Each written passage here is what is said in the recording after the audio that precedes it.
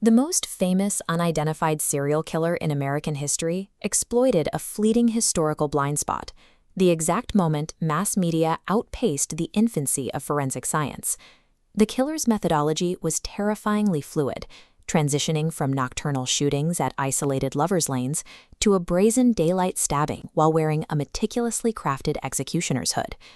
This map illustrates how the killer operated across 4 independent jurisdictions: Vallejo, Napa, Solano County, and San Francisco.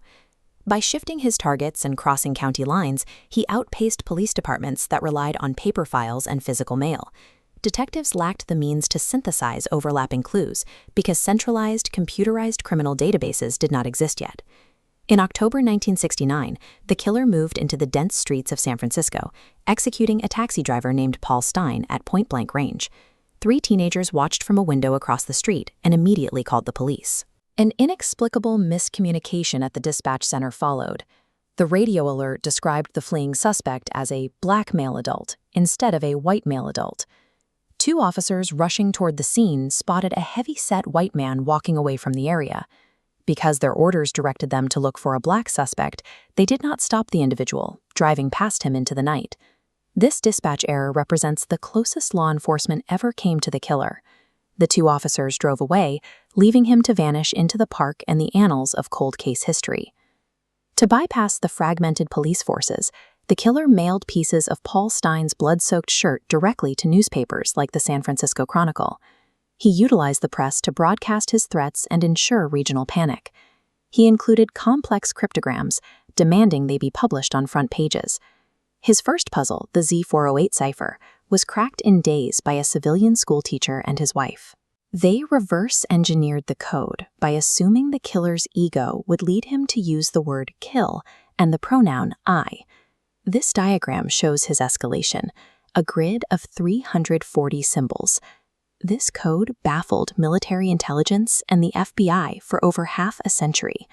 In 2020, researchers discovered the cipher utilized a geometric transposition, a method of shifting the reading path diagonally, moving down 1 row and over 2 columns to hide the message.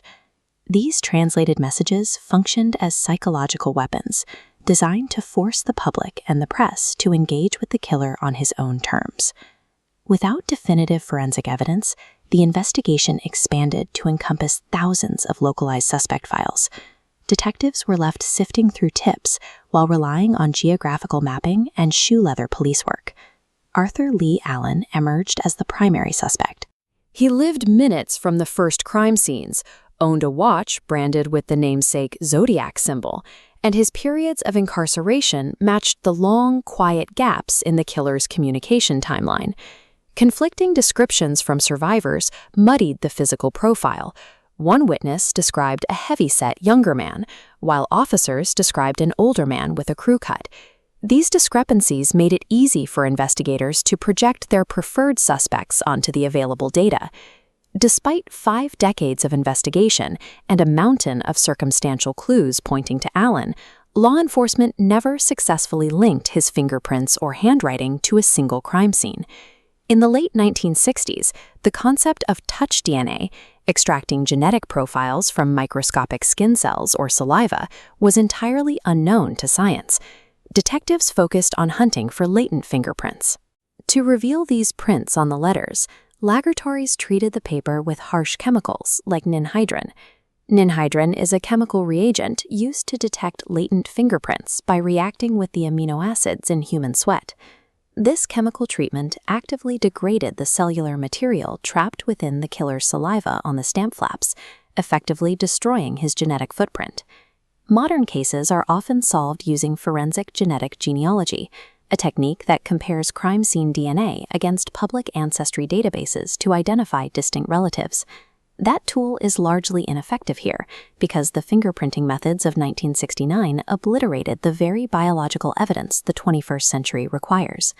The Zodiac operated in a specific technological window.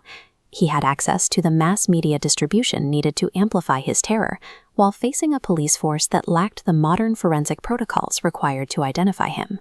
Until an intact genetic profile can be recovered from the degraded evidence, the Zodiac remains an anonymous phantom.